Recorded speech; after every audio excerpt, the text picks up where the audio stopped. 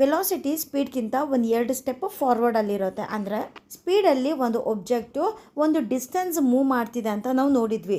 But ಆ distance ಯಾವ ಡೈರೆಕ್ಷನಲ್ಲಿ ಹೋಗ್ತಾ ಇದೆ ಅಂತ ನಾವು ಮೆನ್ಷನ್ ಮಾಡಿಲ್ಲ.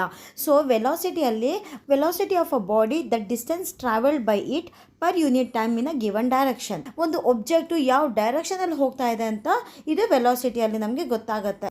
Velocity is equal to distance traveled in a given direction by time taken. Velocity is equal to displacement by time. Velocity ಇವಾಗ ಇಲ್ಲಿ ವೆಕ್ಟರ್ ಕ್ವಾಂಟಿಟಿ ಆಗುತ್ತೆ, ಯಾಕಂದರೆ ಇದರಲ್ಲಿ ಡೈರೆಕ್ಷನ್ ಕೂಡ ಮೆನ್ಷನ್ ಮಾಡಿದ್ದಾರೆ. ಸೊ ವೆಕ್ಟರ್ ಕ್ವಾಂಟಿಟಿಗೆ ನಾವು ಮೇಲ್ಗಡೆ ಆರೋ ಮಾರ್ಕ್ ಹಾಕಬೇಕಾಗತ್ತೆ.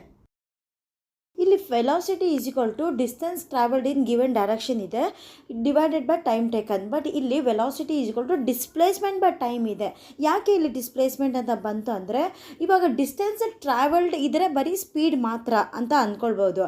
ಇಲ್ಲಿ distance travelled in given direction ಬೇರೆ ಇದೆ. ಡೈರೆಕ್ಷನ್ ಯಾವುದ್ರಲ್ಲಿ ಬರುತ್ತೆ? ಡಿಸ್ಪ್ಲೇಸ್ಮೆಂಟಲ್ಲೇ ನಾವು ಡೈರೆಕ್ಷನ್ ಮೆನ್ಷನ್ ಮಾಡ್ತೀವಿ. ಡಿಸ್ಟೆನ್ಸಲ್ಲಿ ಯಾವಾಗಲೂ ಡೈರೆಕ್ಷನ್ ಬರಲ್ಲ, ಡಿಸ್ಪ್ಲೇಸ್ಮೆಂಟಲ್ಲೇ ಡೈರೆಕ್ಷನ್ ಬರುತ್ತೆ. ಸೊ ಇಲ್ಲಿ statement distance travelled in given direction ಇರೋದ್ರಿಂದಾನೇ ನಾವು ಇಲ್ಲಿ ಡಿಸ್ಪ್ಲೇಸ್ಮೆಂಟ್ ಅಂತ ನಾವು ಹಾಕಿದ್ವಿ. ಸೊ ಡಿಸ್ಪ್ಲೇಸ್ಮೆಂಟ್ ಜಾಗದಲ್ಲಿ final position minus initial position divided by time. Hope you have understood this. We shall discuss about uniform and non-uniform motion in the next section.